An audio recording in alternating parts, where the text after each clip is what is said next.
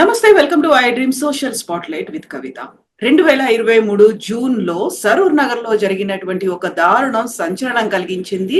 పూజారిగా పనిచేస్తున్నటువంటి సాయి కృష్ణ తన ప్రియురాలు అప్సరాని అత్యంత దారుణంగా చంపడమే కాదు, సాక్ష్యాలను తారుమారు చేసే ప్రయత్నం కూడా చేశాడు. అప్పుడే వినిపించినటువంటి భిన్న వాదనల్లో ఒక పూజారి అంతలా ఎలా హత్య చేస్తాడు, తను అమాయకుడు, మంచివాడు అనేటువంటి వెర్షన్‌తో పాటుగా అప్సరా అనే అలాంటి పని చేసింది, రెచ్చగొట్టేలా వ్యవహరించింది, అప్సరా అనేటువంటి మాటలు కూడా వినిపించాయి. ఇప్పుడు కోర్టు మాత్రం యావజ్జీవ కారాగార శిక్ష విధించింది. దీంతో పాటుగా సాక్ష్యాలను తారుమారు చేస్తున్నందుకు మరొక 7 ఏళ్ల అదనపు జైలు శిక్ష కూడా విధించింది. ఓవరాల్ గా సమాజం ఎవరి గురించి మాట్లాడుకోవాలి, ఎవరిని తప్పు పట్టాల్సిన అవసరం ఉంది, ఇందులో అమాయకులు ఎవరు, నిందితులు ఎవరు, దీని గురించి మాట్లాడుకుందాం. మనతో పాటుగా ఉన్నారు ప్రముఖ హేతువాది బాబు గోగినేని గారు. బాబు గారు, నమస్కారం అండి. నమస్కారం.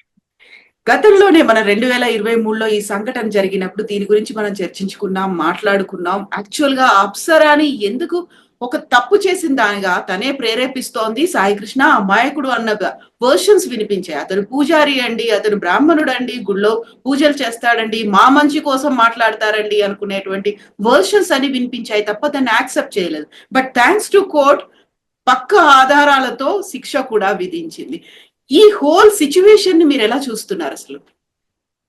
మొట్టమొదటి విషయం అండి, పోలీసులు ఎంతో ఎగ్జాంపులరీగా ఇన్వెస్టిగేషన్ కండక్ట్ చేసి తర్వాత కోర్టుకి ఆ ఎవిడెన్స్ సబ్మిట్ చేసి ప్రాసిక్యూషన్ సక్సెస్ కారణంగా నిందితుడికి శిక్ష పడింది దోషిగా తేల్చాక.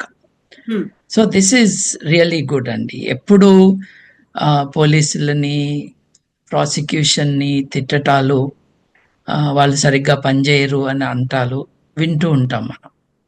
ఈ మ్యాటర్లో మటుకు అద్భుతంగా they acted rightly and very inspiringly అన్నది మనం నోట్ చేయాలి.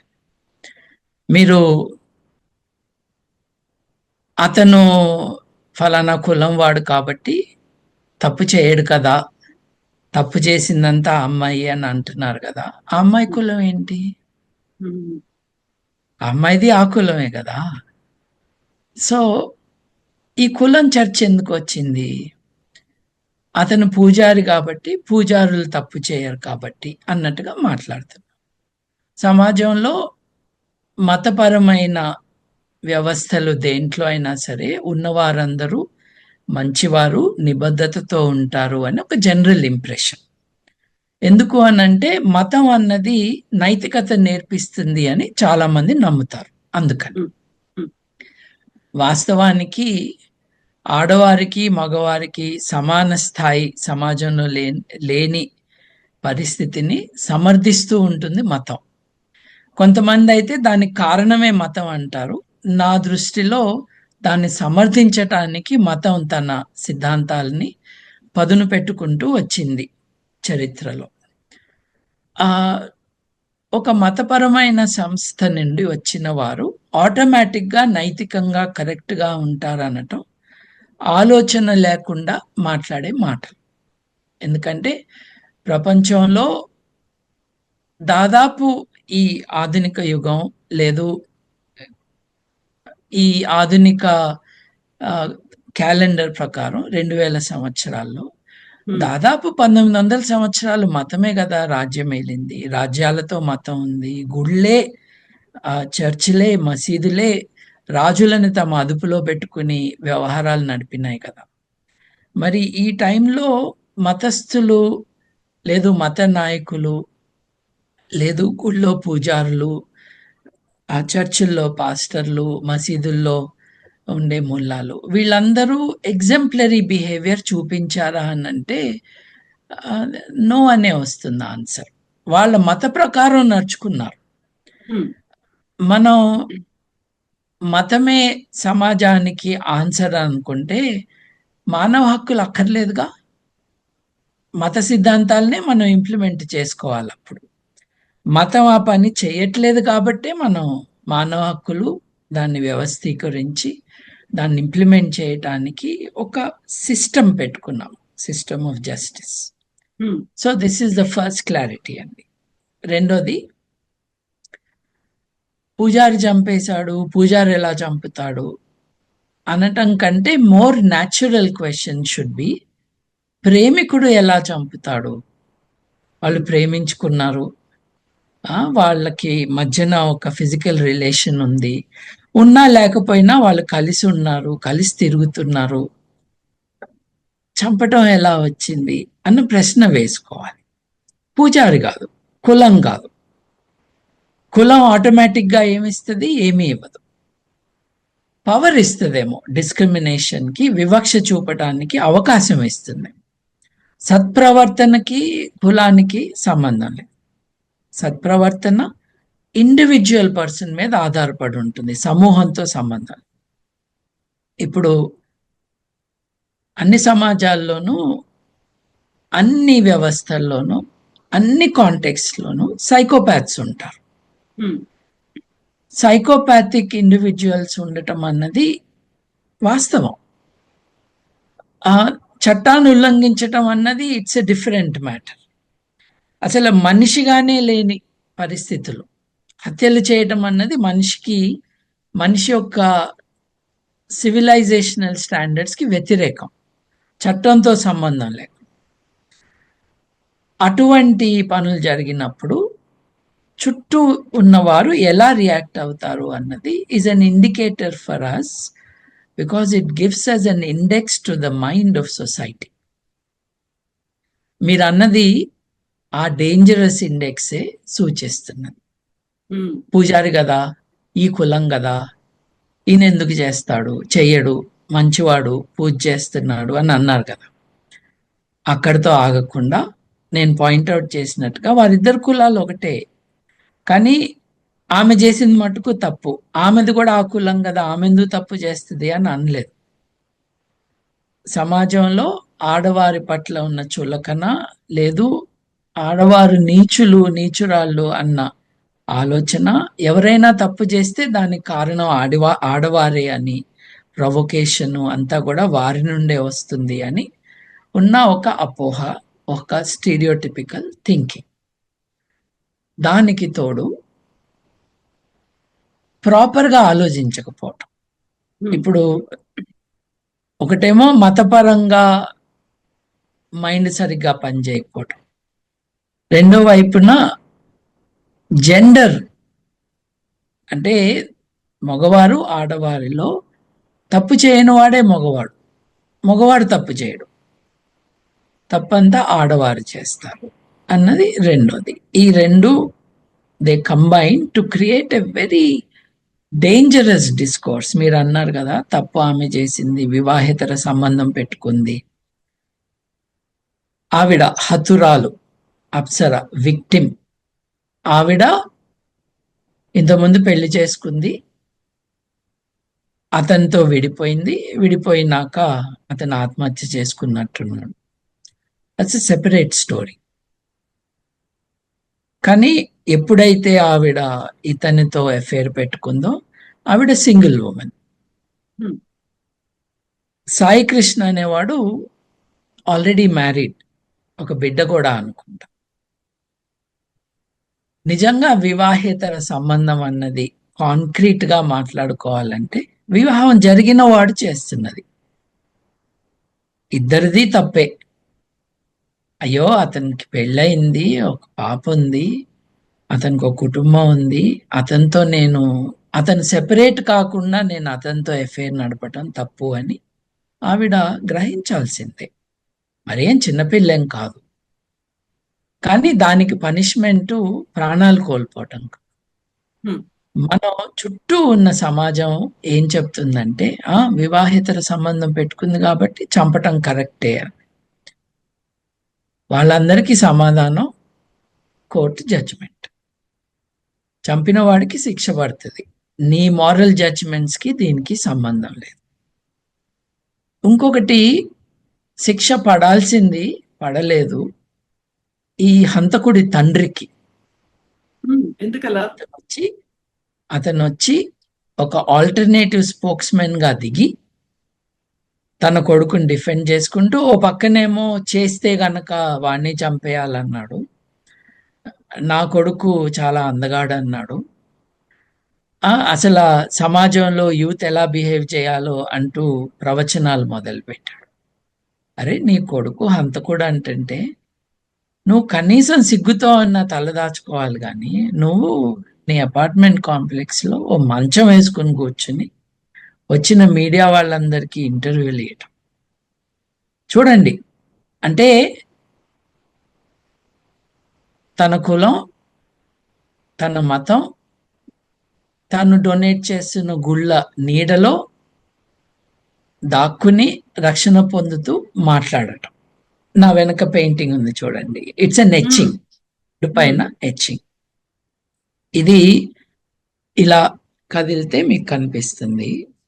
అక్కడ ఒక మనిషి డెస్క్ మీద తలవాల్చి రెస్ట్ తీసుకుంటున్నాడు. కలం కాగితం పక్కన పెట్టేశాడు. తన పని నుండి తను విరామం తీసుకుంటున్నాడు. ఈ ఎచ్చింగ్ కి పేరు, ఇది వేసింది గోయా అనే ఒక స్పానిష్ ఆర్టిస్ట్. 1790 నుండి 1797 మధ్యలో ఆయన ఇటువంటివి 4-5 చేశాడు. ఆయన అంటాడు, చూస్తున్నారు కదా గుడ్ల గూబలు, నిశాచర జీవులు, ఈ పక్కన ఒక పిల్లి, ఏం జరుగుతుందో అర్థం కాకుండా చూస్తున్న బిత్తరపోయి ఉన్న పిల్లి, నక్కలు కూడా ఉన్నట్టున్నాయి. నక్కలు, వీటికి అంటే రాత్రిపూట కనిపించే జీవులు. దీనికి పేరేం పెట్టాడంటే the sleep of reason brings forth monsters. Monster అంటే ఈజీ ట్రాన్స్లేషన్ ఏమో దయ్యమో భూతమో అనొచ్చు, లేకపోతే వికారంగా ఉన్న జీవులు అని కూడా అర్థం వస్తుంది. ఎప్పుడైతే ఆ మనిషి ఎవరైతే ఉన్నారో ఈజ్ రిప్రజెంటింగ్ రీజన్, హేతుబద్ధ ఆలోచన నిద్రపోతూ ఉన్నప్పుడు ఈ క్రీచర్స్ ఆఫ్ ద నైట్ అంటే నిశాచర జీవులు, డార్క్ థాట్స్, డార్క్ వాల్యూస్ వచ్చేసి మనిషి యొక్క మైండ్ని ఆక్రమించుకుంటాయి అని హెచ్చరించాడు. కానీ ఆయన హెచ్చరించిన టైంలో క్యాథలిక్ చర్చి యొక్క గుప్పెట్లో ఉంది సమాజం, స్పానిష్ సమాజం. ఇది బయటపడితే తనల్ని చంపేస్తారేమో అనుకుని ఈ ఎచ్చింగ్స్ ని డిస్ట్రాయ్ చేశాడు ఆయన. ఏదో ఎక్కడో పొరపాటున మిగిలిన ఇది మటుకు మనకి లభ్యమవుతుంది.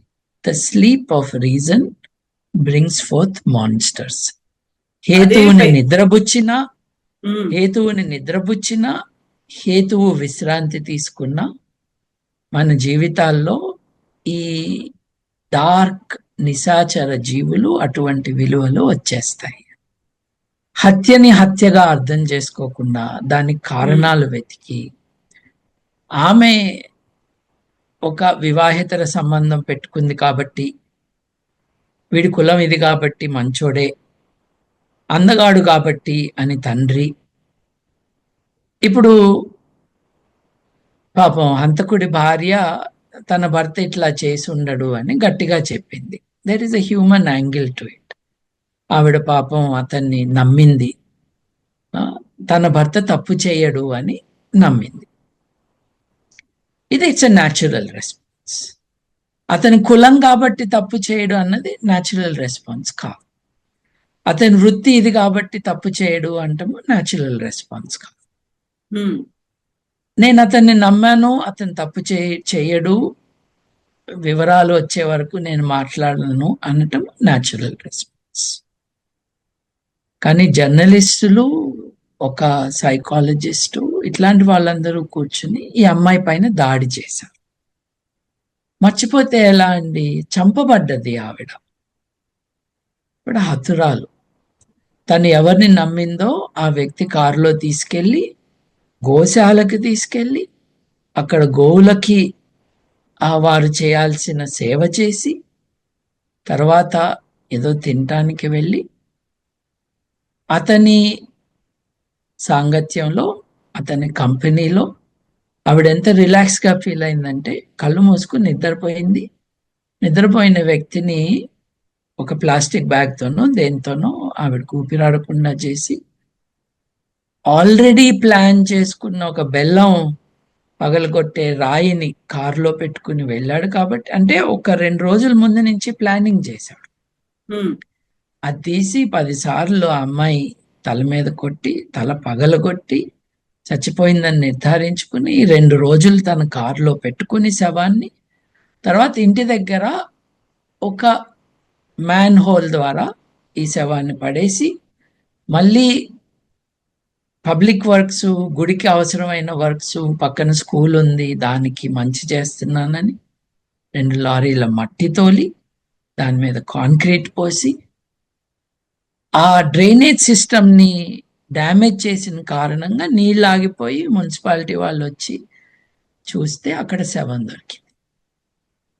ఈ హత్య చేసినప్పటి నుండి శవం దొరికే మధ్య టైంలో గుడికి రెగ్యులర్గా వెళ్ళి తన పూజలన్నీ చేసి, ప్రత్యేకమైన పూజలు చేసి,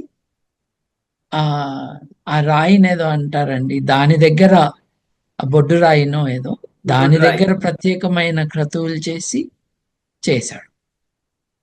అంటే అతనికి ఎటువంటి రిగ్రెట్ లేదు. కర్కశకుడు. అసలు ఒక మనిషి ప్రాణం తీశాను అన్న తన ప్రియురాలు ఎవరితో అయితే తను కలిసిన తర్వాత ఆవిడ ప్రెగ్నెంట్ అయిందో, ఎవరిదైతే అతను అబార్షన్ చేయించాడో ఆ మనిషిని చంపేసి, ఎవరినైతే నిన్ను పెళ్లి చేసుకుంటానులే అని ప్రామిస్ చేసి లొంగ తీసుకున్నాడో ఆ వ్యక్తిని చంపినాక ఎటువంటి రిగ్రెట్ లేకుండా దేవుడికి పూజ చేస్తూనే ఉన్నాడు. దేవుడు ఏమీ చేయలేదు. నువ్వు నా గుడిలోకి రావడానికి వీల్లేదు, నువ్వు హత్య చేశావు, అన్ని చూస్తున్న దేవుడు ఏమీ అనలేదు, ఏమీ చేయలేదు. పోలీసులు పట్టుకున్నారు, దేవుడు పట్టిలా. ఇంత జరిగినాక ఈ విషయాన్ని పక్కన పెట్టి, తప్పు అమ్మాయిదే కాదు, అమ్మాయి తల్లిది. ఆ తల్లి దండం పెట్టి మమ్మల్ని వదిలేయండి అని ఏడ్చింది పాపం. ఎంత సాడ్ సిచ్యువేషన్. తన కూతురుని హత్య చేసినాక ఏడవటానికి కూడా అవకాశం ఇవ్వకుండా సమాజం మీద పడి రక్కేసింది మారల్గా. తప్పు నీదే, నీ కూతురే. అమ్మాయి మేజరు. ఆ అమ్మాయి చేసే మంచి పనులకి చెడ్డ పనులకి ఆ అమ్మాయే రెస్పాన్సిబుల్. ఈ మతము, కులము, ఈ నిశాచర భావనలు అన్నీ కూడా మనిషి యొక్క మస్తిష్కాన్ని ఆక్రమించుకుంటే ఇలాగే అయ్యేది. కరెక్ట్గా ఆలోచించకపో. హ్యాపీలీ పోలీసు వారు అద్భుతంగా, వారి పేరు మర్చిపోయానండి, శ్రీనివాస్ గారు అనుకుంటా, వారు మిగతా వారు కరెక్ట్గా ఇన్వెస్టిగేట్ చేసి వివరాలన్నీ బయటికి తీసుకొచ్చి దోషిని సమాజానికి అప్పజెప్పారు కోర్టు ద్వారా. కోర్టు తన నిర్ణయం చెప్పింది. అపీల్స్ అవి ఉంటాయి, కానీ టెక్నికల్ ఎవిడెన్స్ పక్కాగా ఉన్నప్పుడు దెర్ ఈజ్ నో ఎస్కేపింగ్. ఇప్పటికైనా ఆ అమ్మాయి మీద దాడి చేసే వాళ్ళు చేసింది తప్పు అని రికగ్నైజ్ చేసి, ఆ తప్పుకి హత్య, మరణం కాదు ఆన్సర్స్ అన్నది they should at least now understand.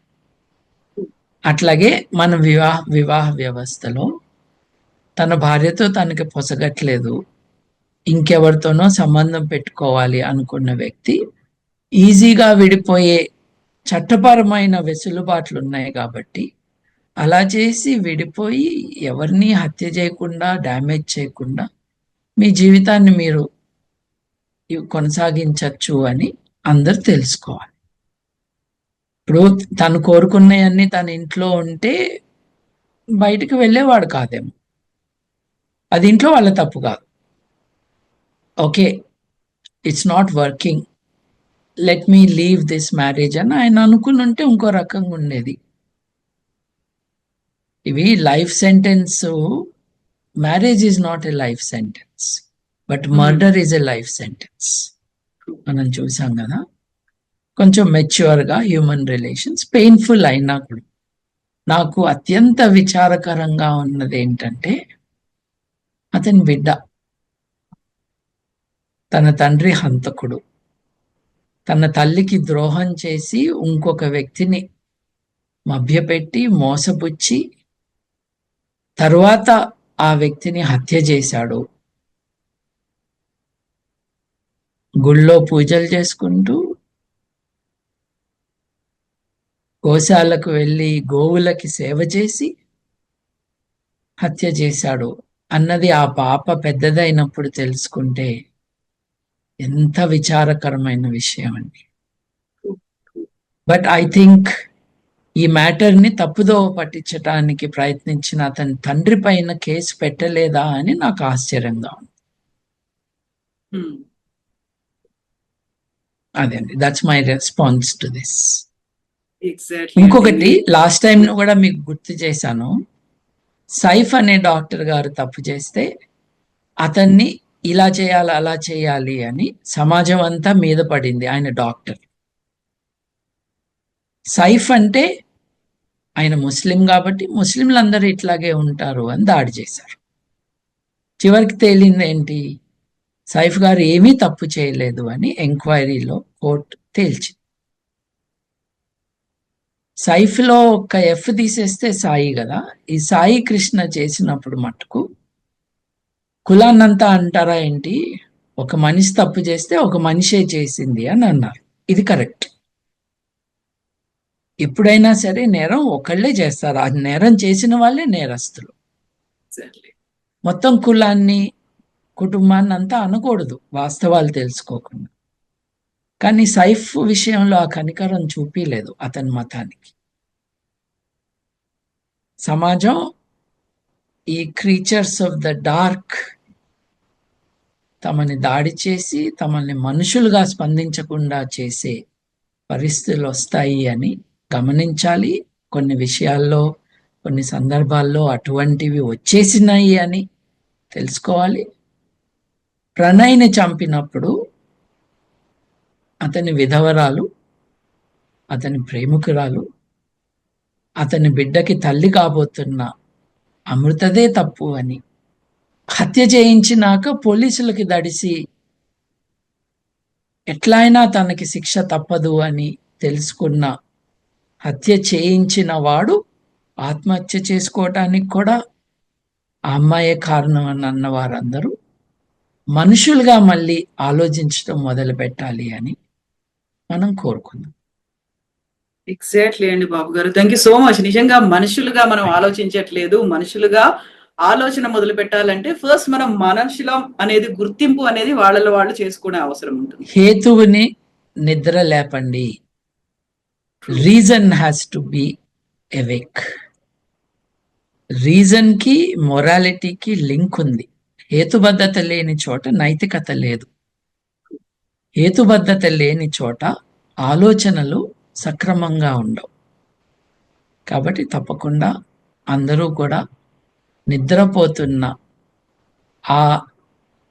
ఆ వ్యవస్థలో ఉన్న హేతుబద్ధతని నిద్ర లేపండి మీ మనసుల్లో, సమాజం. అప్పుడు మార్పులు వస్తాయి. ఎస్ బాబు గారు, థ్యాంక్ యూ సో మచ్ అండి. మళ్ళీ మనం మాట్లాడుకుందాం ఇంకో టాపిక్ మీద. థ్యాంక్ యూ అండి.